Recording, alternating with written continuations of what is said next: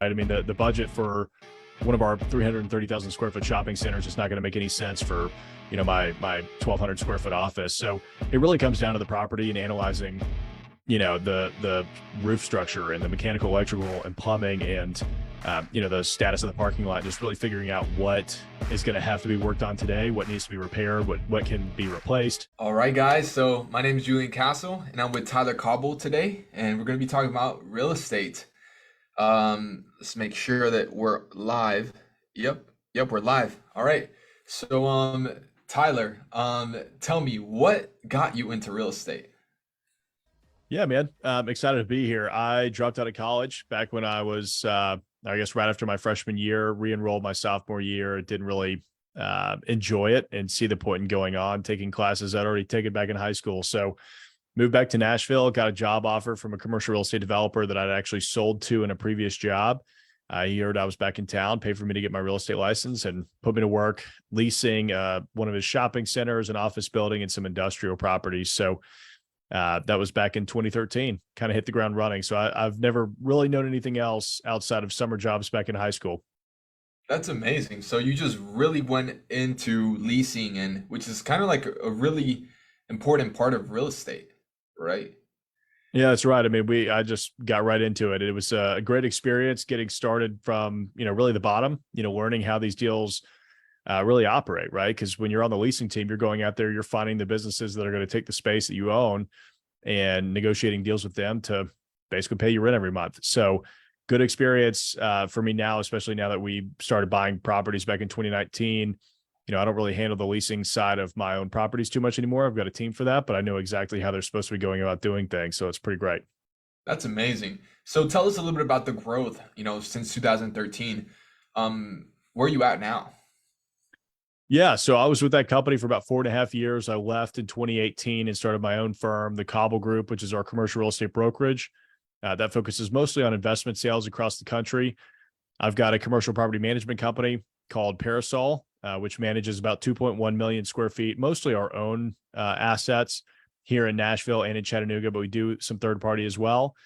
And then I've got Hamilton Development, which is our development and investment firm, which has acquired over $50 million worth of assets since 2019. And we're continuing to grow that. So we've done everything from, a 6-bay car wash that we converted into 5 micro restaurants and a bar. I'm sitting in a 30,000 square foot office building that I bought in 2019 that we renovated, all the way up to, I've got a 32-acre site that we're currently master planning for about 1,100 apartment units, 300,000 square feet of office space, and some ground floor retail, really mixed use, a lot of green space. So very unique project. So we'll kind of do anything, 1 to 20, $30 million. That's amazing. So you have a property management company, you have a brokerage, and you have your own asset management firm. That's right. Yep. Amazing. So, I mean, that was a little bit overview of your commercial real estate business. So, what type of properties do you primarily manage? Yeah. So we've got mostly retail with some office and industrial to follow that. We manage a 50-unit apartment complex, but I'm not a big multifamily guy, so we just don't have a lot of assets in that world. But a lot of the projects that we develop tend to be mixed use. So there's either some sort of office retail component or office industrial, or, sometimes a mix of everything. We've got one site that we're working on out in Chattanooga right now that'll start off light industrial. And as we further develop the property, we'll end up with, creative office, retail, restaurants, breweries, distilleries, hotel, outdoor amphitheater, kind of everything. Mm-hmm. Got it. So, how would you define your asset management strategy? I mean, I would say our overall investment strategy is to buy underutilized properties at a discount, buy them on a price per square foot basis, and flip them on a cap rate basis. Most of the stuff that's in East Nashville, I want to hold that for a long time. So we raised capital from investors, assuming a sale in 5 years. Likely I'll sell it to myself or refinance and buy them all out. But there are other assets that we buy where, it's like, hey, this is a 3 to 5 year timeline. We're going to get in here, fix it up, rent it out, raise the rental rates, and sell it on a cap rate to the next guy. Got it. So what are some, fancy term here, key performance indicators, that you track on your assets, for example? I mean, we don't really track anything other than how much money it's making. Got it. So just make sure you optimize for that. That's correct. Yeah. I mean, having a background in brokerage and property management, we underwrite it in the very beginning, and then we adhere to that underwriting as we go through it. So, as long as, the properties are performing well and we're leasing up on schedule, then they're pretty good. And the thing is too, like, it depends on the asset, right? Like our, success measures, the KPIs for a hotel is going to be very different for, a triple net retail strip center. So, it really depends on property to property. Hmm. Yeah, makes sense. Um, so how do you approach risk management, for example, on your underwriting? What are some common things that you do to make sure that you're, you know, being conservative or making sure that makes sense? Yeah, I mean, we underwrite all of our deals at a discounted rental rate. I assume the construction is typically going to cost more, the lease up's going to take longer, the property is going to take longer to stabilize. I assume that we're going to exit at a 1 to 2% higher cap rate than what we feel is market at the time. And that all of that kind of adds up to where we could be incredibly conservative. I mean, I'm talking about the hotel deal because that's the most recent one that we kind of closed out. But on that deal, we underwrote it at like 150 to 175 bucks a night, and we're pretty confident we're going to receive 225 to 250 a night. So, when you start to, if the numbers work for the investors at 150 to 175, they're going to work at 225 to 250. So, we just like to be very conservative, man, because I mean, you never know when you're going to go into a market like what we're seeing right now. And man, I would hate to have underwritten a deal at a 4.5% exit and trying to sell that property right now. It's just not going to happen. Yeah. Yeah. Now you touched on, the market right now. What is happening in the market right now? What do you see? Yeah, interest rates are higher.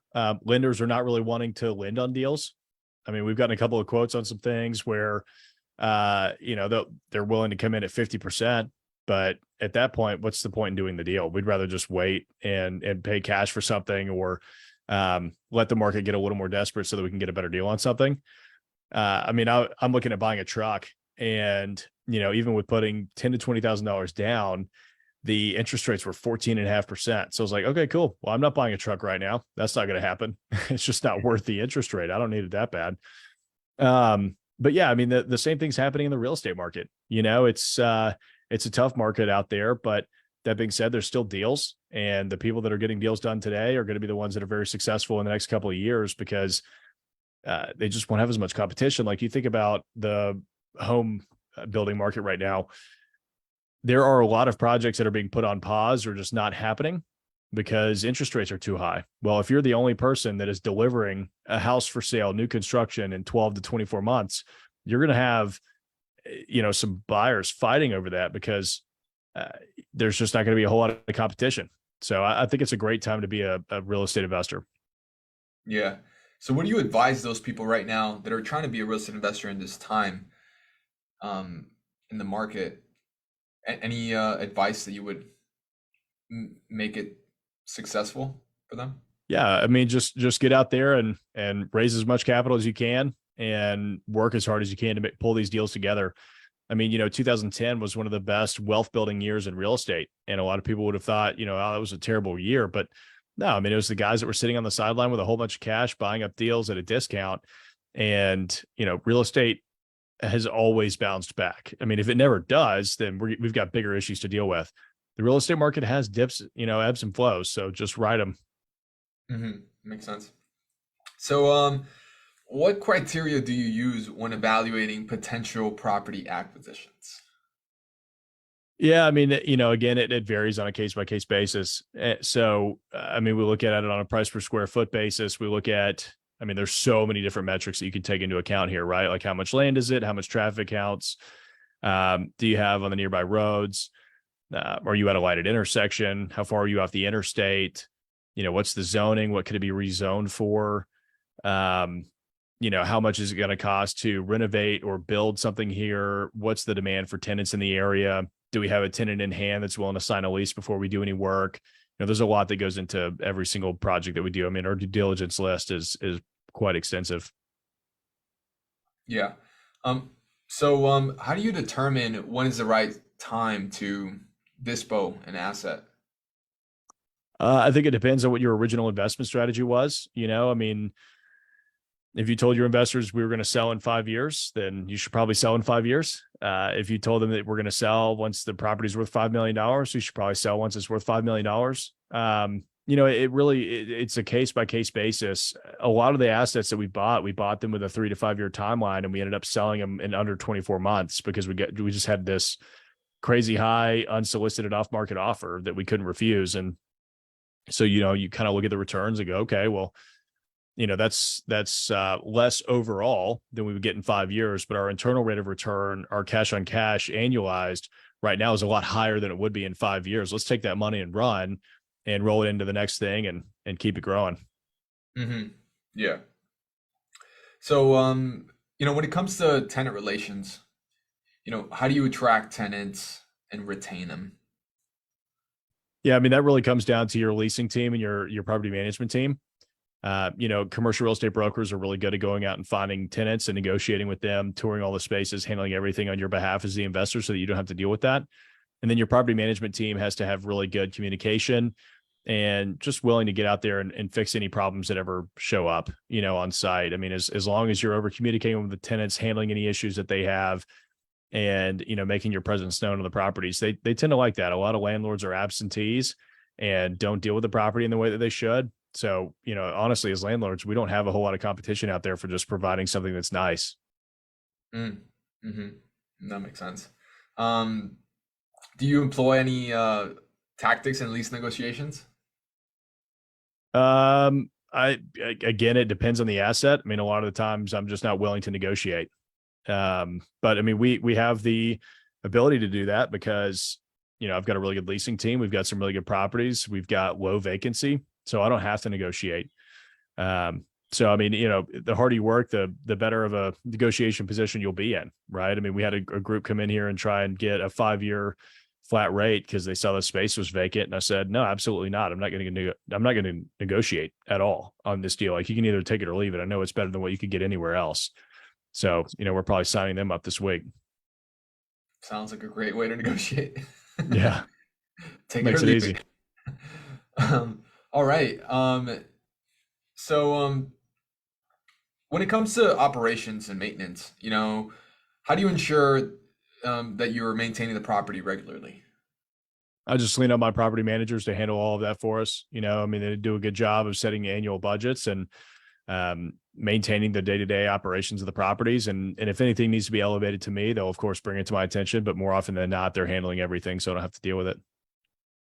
Makes sense. What are some typical budgets that one could think about setting aside for property management to do to do? Well, it's kind of tough to answer because it depends on how big the property is, right? I mean, the budget for one of our 330,000 square foot shopping centers is not going to make any sense for, my 1,200 square foot office. So it really comes down to the property and analyzing, the roof structure and the mechanical, electrical, and plumbing, and the status of the parking lot, and just really figuring out what is going to have to be worked on today, what needs to be repaired, what can be replaced, and what your long-term goals are, right? I mean, if you're planning on flipping the property in a year or two, maybe don't spend $30,000 on a new roof and just patch it. But if you're planning on holding it for 10, 20 years, you might want to just go ahead and spend the money to replace the roof, because you're just going to spend a bunch of money to patch it and then spend the money to replace the roof anyway. So Hmm. Makes sense. Um, yeah, I guess that kind of covered the major repairs and renovations question. What about do you have any vendor relationships and contracts, you know, with your property management company? How do you deal with these contracts and all that? yeah, I mean, our property management company handles all that. I mean, we do the same thing on the development side. I've got a assistant project manager that handles all of our vendor relations there too. Hmm. Got it. All right, so let's talk about financing the property. How do you structure financing for property acquisitions? Yeah, typically we're syndicating the capital through a 506B syndication, where we're raising, equity from accredited and non-accredited investors. And we're putting down typically 25 to 30% of the down payment, and then we're, getting the other 70 to 75% in a senior loan from a local lender. Typically we're raising anywhere from $2 to $4 million on a project, and the rest is in debt. And depending on what type of deal, we might have 12 to 18 months of interest only. We'll argue for a 25-year amortization if we can justify it, but typically it's a 20-year amortization. So, and then interest rates right now, of course, are super high. So Yeah.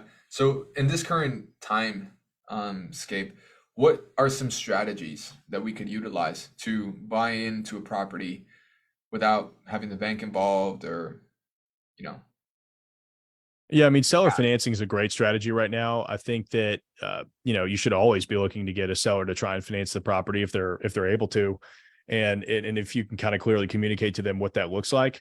Um, Seller financing is great. They're typically willing to take lower interest rates than a bank will. They're not going to go through all of your documents like a bank would, and they act exactly like a bank on the deal, right? They're taking first position mortgage on the property. You're putting a down payment down. Sometimes you can negotiate for that down payment to be lower than usual. And if you ever default on that note, they can foreclose and take the property back. I mean, I know some very successful commercial real estate investors that was one of their big strategies, was buying buildings in cash and seller financing them to the next guy. And that guy defaults on the loan, they foreclose, take the property back, seller finance it to the next guy, and make more money. wow, sounds like a great way to do nothing and make a lot of money. Yeah, it can be. Is there any other ways that you can do creative financing on commercial properties? Um, I mean, there's a number of different ways you can get creative on financing with properties, but outside of seller financing, raising 100% cash yourself, or using a conventional lender. I mean, you could use hard money if you really wanted to. I don't know why anybody would want to do that right now, especially with where interest rates are. It's too dangerous. There's not Mhm. enough meat on the bone on any deal to make that make sense. I mean, that's really, those are really the best ways. Got it. So all cash, um, having seller financing, or then doing a hard money loan. Interesting. How would you approach? I guess you kind of already talked about this. Managing the property for cash flows. You know, just you're on top of property manager. Is that what you would do? Yeah, for the most part, I mean, just making sure that they're staying on top of collections. Making sure that we are accounting for any, budget shortfalls, or, why are we hitting why are we exceeding our budget in this location? Because I mean, if we're spending more on HVAC than we're expecting, well, maybe we need to replace an HVAC unit or something like that. So, just paying attention to those budgets, making sure that those payments are coming in every month. And if there's something that's kind of out of the usual or a red flag, we dive into it and figure out why that is. But yeah, for the most part, it's mostly, my team, on the property management side, just handling everything. Yeah.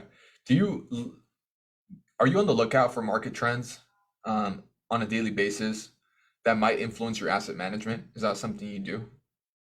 I mean, sometimes it just depends. I mean, I'm constantly reading, and listening to, podcasts, audiobooks, whatever, reading news articles, trying to figure out what else is going on in the world, and trying to see, where we could take inspiration from.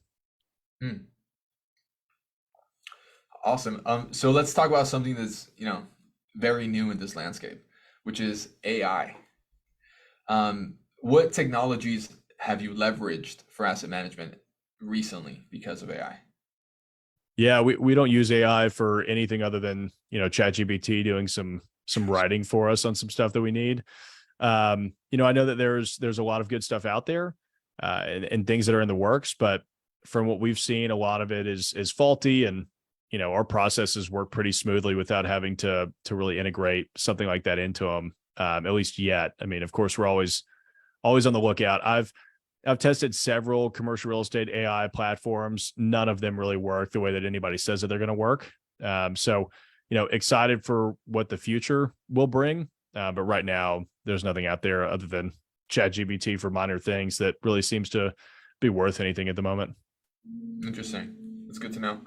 Um, and how would you structure your syndications with your investors? Yeah, so it depends on the asset. We'll take anywhere from, or we'll give our investors anywhere from 60 to 80% equity in the deal, anywhere from a 6 to 8% preferred return. Um, and then it's just a waterfall split after that. I mean, it's very simple. So the limited partners put up 100% of the cash. The general partners guarantee the debt and do everything else. And then we also co-invest alongside our LPs. So, if I'm asking my investors to put in $100,000 minimum in every deal, then I'm putting $100,000 minimum into the deal. Makes sense. And so the waterfall structure after that is split 50-50, 70-30. It depends on the equity split that we have in that deal, but we typically give the investors anywhere from 60 to 80% equity in the deal. Okay, got it. So when it comes to your team, how do you foster collaboration um, between them in order to accomplish the goal? In what way? When it comes to, the team that you manage, how do you, have them work together, or how do you find the right people to collaborate with so that you can have your asset perform the best? Yeah, I mean, we just bring on the right people in each company.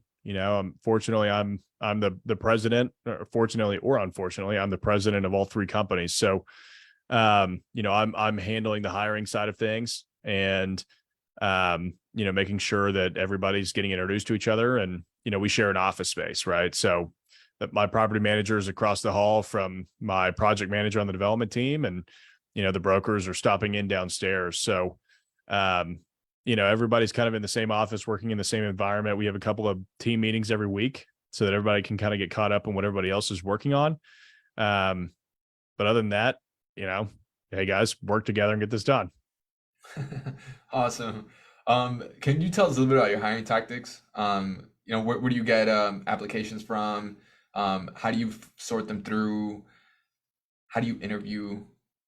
Yeah, I mean, LinkedIn seems to be the best place for us to find candidates right now. We use like Workable or Indeed, and I think that they co-post on LinkedIn and some other spaces. We I just put together a very thorough job responsibilities and weekly schedule and KPIs for each position that we're hiring. And I spent a lot of time on that. I mean, I'm working on one right now for a position that we're looking at hiring, and I've been working on it for the last 2 days, making sure that there's enough content in there so that when this person comes in and I'm interviewing them and I hand this to them, they fully understand what is expected of them every week and what they're going to be working on. Yeah, got it. Makes sense. Um, do you have any future growth plans for the next 5 or 10 years? Yeah, I mean, we'd like to expand the brokerage and the property management company into some more tertiary markets. We've got a presence in Chattanooga. I'd like to open up offices out there and actually start dominating that market. We've looked at Louisville. We've looked at Birmingham. Those are all within 2 hours of Nashville. So pretty easy for us to get to. And those are solid growth markets. On the investment side, I mean, we're going to continue buying buildings every year and just see where that kind of takes us. But, eventually, and we're actually actively looking into this right now, we want to start vertically integrating even further. So we've got, brokerage, property management, and development in-house, but I want to scale the property management company by adding an HVAC company or an electrical company or landscaping, plumbing. There's any number of different companies that we could actually buy and then increase the value of immediately just by putting them on the 2.1 million square feet that we manage. So those are ways that we're looking at growing over the next few years. Hmm. Who do you look up to? Who inspires you? Um, well, in what respect are we talking about? Real estate? Are we talking about podcasting? Are we talking about business? I mean, there's a lot of different people. Real estate and business, I guess, maybe they intersect. Yeah, real estate. I mean, I think watching how Ryan Serhant handles his marketing on YouTube is pretty great. I like what he does. Guy's clearly a workhorse. Um, I'm trying to think of some other people in the commercial space. A lot of what I watch now is honestly on like architecture and construction and doing things differently. And I spend more of my time on the marketing side.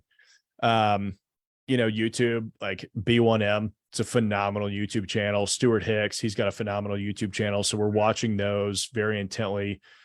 seeing how we can kind of start to create content on our channel in a similar manner. Um, I watch, Tim Ferriss and things that he's doing, because I think that stuff's pretty fascinating to be able to kind of just run your whole life around a podcast and interviewing really cool people and doing amazing things and being a VC and having fun with it. So that's kind of what I do. Yeah, that sounds cool. Um, so yeah, exciting. Is there any specific markets that you are looking to expand to besides the one you mentioned? Is your investment philosophy focused on Nashville? Is that what you picked?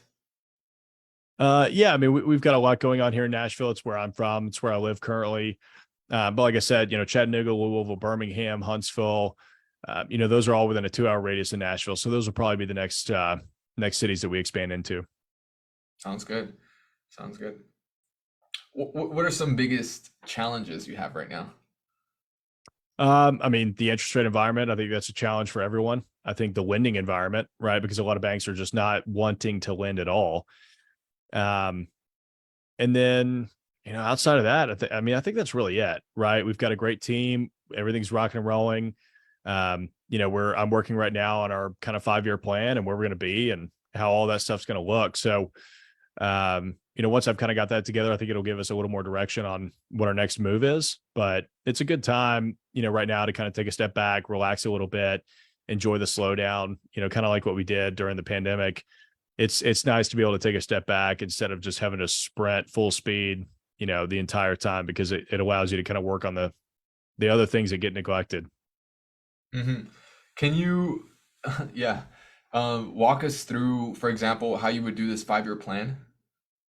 What questions would you ask yourself, and in terms of like how to create that clarity for your team?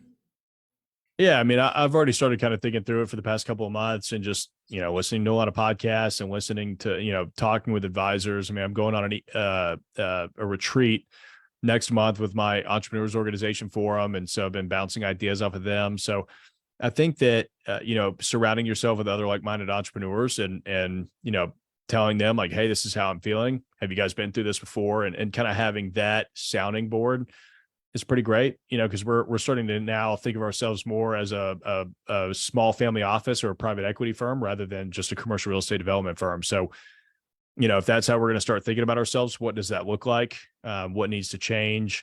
How are we going to start acting? All that kind of stuff comes to mind. Hmm. Yeah, makes sense.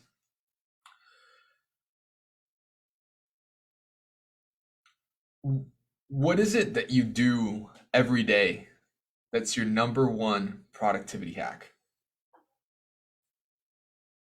Oh, man, I don't know if it's a productivity hack, but try and clear out my email. I get too many damn emails. And I'm tired of doing it. But honestly, like I like just getting on the phone, walking around and talking to people. I mean, the more that I'm talking to people, the more that I'm getting out there and learning some new ideas and seeing what else is going on in the world, the better it does for our business. I mean, YouTube's the number one thing for us by far right now. So at the moment, it's like, okay, well, who's our next guest? Who are we going to have on there? What direction is that going to set for us? Who are we going to interview for this documentary that we're doing?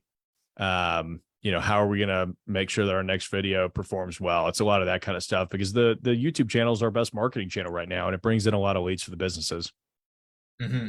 Got it. So, um, that's the best marketing channel. Can you tell us where YouTube is in your business plan? I mean, it's number one on the marketing side. Um, it's we've got almost 37,000 subscribers on the channel now, and it generates quite a bit of leads, both on the investment side for the deals that we're doing, but as well as the brokerage side for just anybody wanting to buy commercial real estate across the country. They can call us and we'll help them do it. So it's done really well that way. That's amazing. Did you come into YouTube knowing that, or was that your first, you know, No, I mean, it was a happy byproduct. I first started the channel back in 2020, April of 2020. So It was really like a, man, I've got nothing else to do. Let's just make some videos and see what happens. And, for a while it was slow, but after about a year, it started really picking up. And last year it took off. So I ended up having to hire a team of brokers kind of around me. This is the first year I haven't brokered deals myself. But those guys handle all of the deals. I haven't had to touch anything. And it's nice because leads just come through the YouTube channel and I hand them over to them and they stay busy. Nice, nice. So you spend a lot of time thinking about click-through rate and retention. Yeah. There's a lot of that. We had a YouTube consultation today going over titles and thumbnails and trying to figure out how we can do those better. It's That's fun amazing. stuff. Yeah. Um, who is the person that like, how do you see the real estate market in YouTube growing? Like, Well, I mean, it's a great way to show off properties, right? I mean, if you're trying to sell something, there's no better way to sell it than with a video, unless somebody actually gets out on site. And depending on what kind of real estate you're selling, it's not going to always be feasible to get people on property, right? So that's one. I mean, two, thought leadership, right? Establishing yourself as a person in the commercial real estate field. I mean, that's the thing that I've always loved about social media and YouTube is that, you know, all somebody has to do is Google my name to see a whole bunch of content out there that I've created. And it helps establish me as at least, a figure in the industry, right? Whereas a lot of commercial real estate brokers, you Google their name, you might not even find them on the company's website. So you don't know who this person is. And I think it's just so silly that a lot of commercial real estate investors and brokers don't treat themselves like marketers. I mean, this is marketing at the end of the day. And if people can't find you, they're not going to trust you. It's 2023. Get a website, get some social media presence, do something. got it. So, as your time stands, right now, how much time do you dedicate to content creation versus working on the businesses? Do you have like a split, you split your week into certain days for content or, how many hours a, a block do you have? Yeah, I mean, it depends. I'd say I probably spend 5 to 10 hours a week on it. Really depends on the week and what I've got going on and how we're planning the content that week, right? I mean, if I'm giving a talk, well, then that's really easy, right? Like my videographer is just going to show up and film me giving the talk. But if it's a vlog, then we've got to be a little more intentional about it. We've got to figure out what the schedule for that day looks like. That might be a 2 to 3 hour trip instead of a 30-minute trip if we're doing an educational video, right? I mean, I shoot a lot of educational videos too. Mhm. And we do those right here in the studio. And it takes me, 20 minutes to knock one of those out, which is pretty nice. So it just depends on the week. Mhm. Got it. Makes sense. Um, all right. What is something that you want to do in thought leadership? It, it sounds like that's very important to you. What do you see yourself becoming in this social media world? Yeah, I don't know that I ever really envision myself becoming anything. I just want to be seen as an authority in commercial real estate, right? And so whether that, if I'm just a guy that puts out YouTube videos, cool. If it leads to something else, awesome. Um, but it's more about just teaching people how to invest in commercial real estate and making it attainable because it's really not all that difficult. I mean, if you can buy a house, you can buy commercial properties. Sometimes it's actually a lot easier to do. So, but there's not a lot of information out there on it, and so I'm trying to change that. Got it. All right. Well, this is great. So, we have quite a bit of time left. So what are some things that are actionable that someone can do if they wanted to start investing in commercial real estate? I think that you'd want to educate yourself on what commercial real estate is first and what types of commercial real estate you want to invest in. I mean, read books, listen to the podcast, watch my YouTube videos, and figure out, what exactly you want to do, right? Do you want to sponsor deals yourselves? Well, I mean, that's a lot more complicated than just investing in somebody else's deal. Are you a high net worth individual making, 500,000, $1 million a year plus, and you just need somewhere to place that money? Well, there's a different kind of strategy for what you want to do versus the person that has $0 that wants to start investing in commercial real estate. So I think the first thing is to just spend a lot of time trying to figure out how the industry works. And then I always recommend just go find a partner. whether that's us and we can help you, great. But if it's somebody in your local market, just find somebody like and trust, that you can do these deals with, and let them kind of show you the ropes, because commercial real estate, like, you can read all the books you want and that'll help you get like a basic understanding of it. But until you've been through the whole process, it's and actually bought a deal, done the renovations yourself, you won't fully understand what it looks like. Hmm. And I think that's what's scary for a lot of people, right? Because you actually have to do your first deal to understand how it looks. Yeah. Can you tell us about your first deal? Yeah, my first deal was well, I'll tell you about my second deal. My first deal was 42 townhomes that I developed down in South Nashville. So a bit of a different project, but my first deal where I raised capital was a $575,000 office building, 6,000 square feet, 2 tenants. It was relatively renovated already. We bought it for like $84 a foot or $81 a foot, something like that. Didn't have to put more than like $20,000 or $30,000 into it. I leased it up to a pharmacy and another tenant, and then ended up selling it like less than 2 years later to the pharmacy for $750,000. So that was the first deal we ever did. So you were in it for 575, and then you sold it 2 years later after leasing it up for 700 plus. So you made about 200 grand on it. Yeah, I mean, it was closer to like 100. Mm. Because 575 plus probably 30 grand, you're at 605. We sold it for 750 minus commissions and closing costs and stuff like that. You're probably looking at about 100 grand in 24 months. And I had raised about $100,000 in investor capital, so it was a pretty good deal for 24 months. Okay, so you personally netted 100 by raising 100. Oh, but Yeah, no, you not have to split not that, I right? didn't personally net it. Yeah, that's right. Yeah. Okay, interesting. So tell us a little bit more about your maybe your next deal or the next deal that you think is a good deal to talk about. Yeah, I mean, we're looking at closing on a hotel here in the next week, less than a week. So we'll be renovating that, bringing it back as a boutique hotel here in Nashville. Um, and then trying to figure out what the next project's going to be. We haven't been as active this year just because of where interest rates are. So kind of biding our time and make sure that we go into the next one slowly. I mean, the thing that I always remind myself on every single deal that I look at is this the one that might bankrupt us, right? Because it's just that kind of time in the market. And so we look at that and go, is this the one I'm willing to take a risk on bankrupting us? And so far the answer's been no. There hasn't been anything enticing enough. So we passed on a lot of stuff. Hmm. Okay, so tell me a little bit more about how you make that decision. Yeah. So I mean, you look at the deals and you look at the interest rates and you look at the risk associated with any given deal and with where the market's headed, right? And so it doesn't take a whole lot of 3-4 months for a tenant to not lease it, right? Before you're really in the red.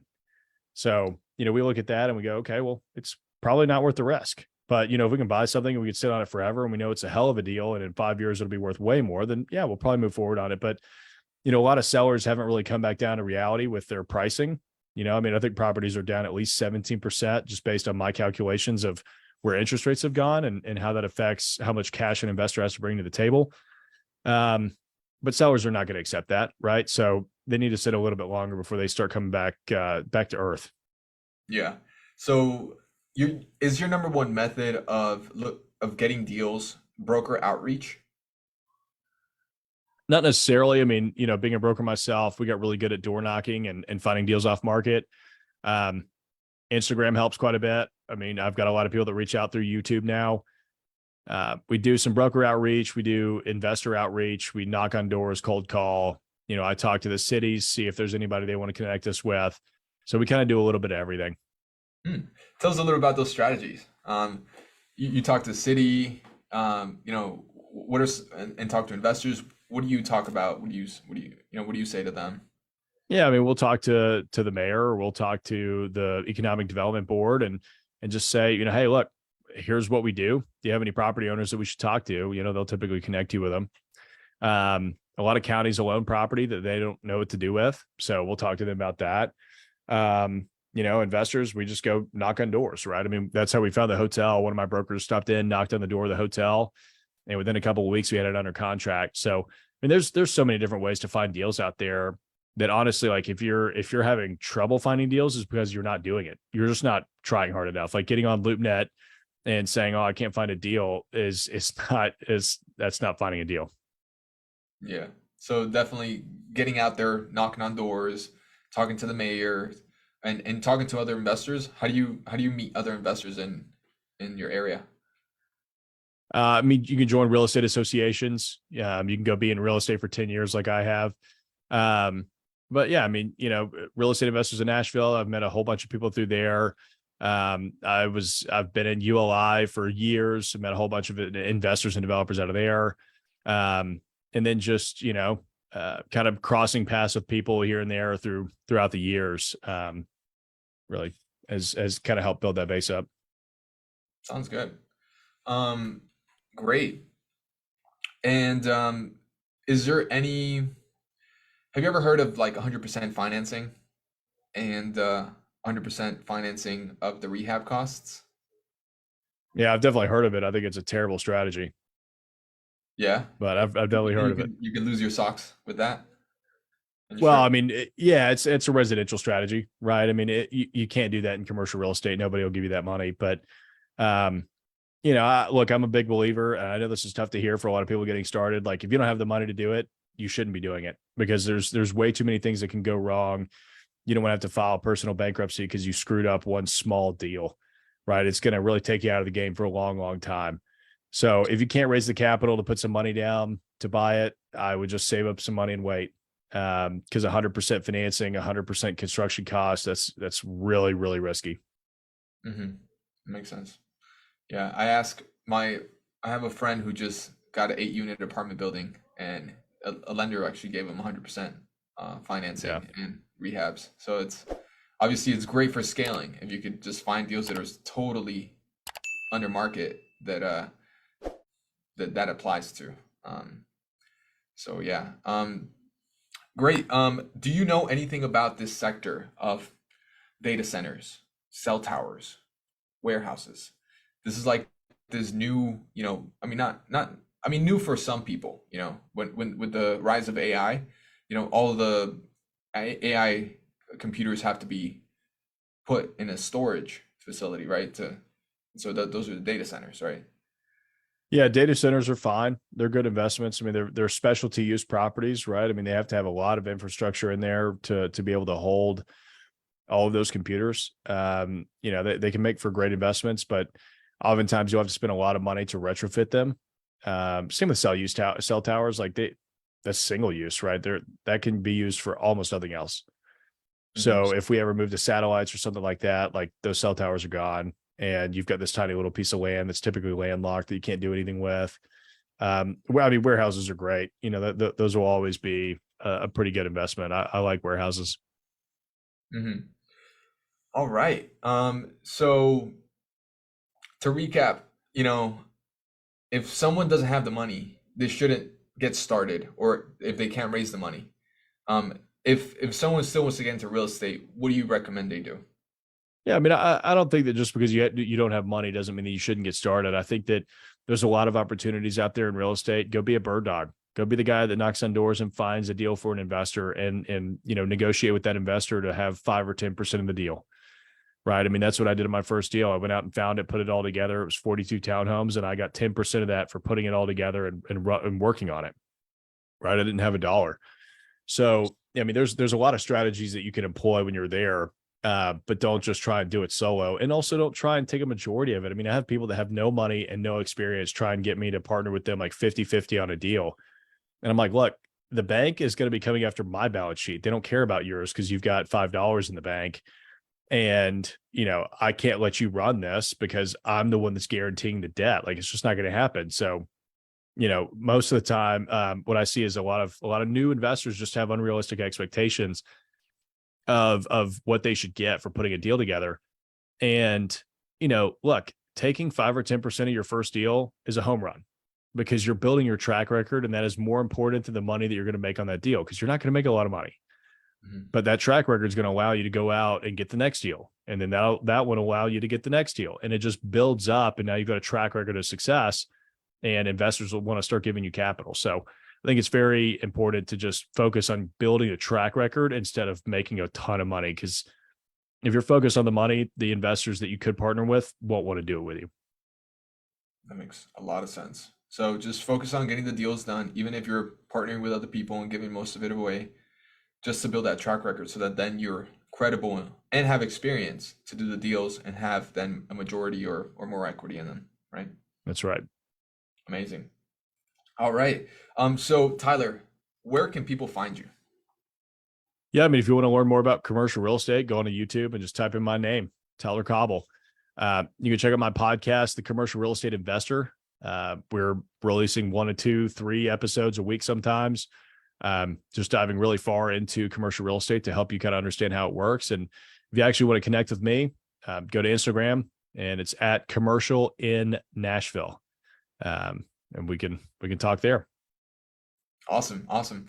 All right. One last question. How do we get a rockin' beard like you? Gatorade and 8 hours of sleep, man. That's all it takes. I love it. All right.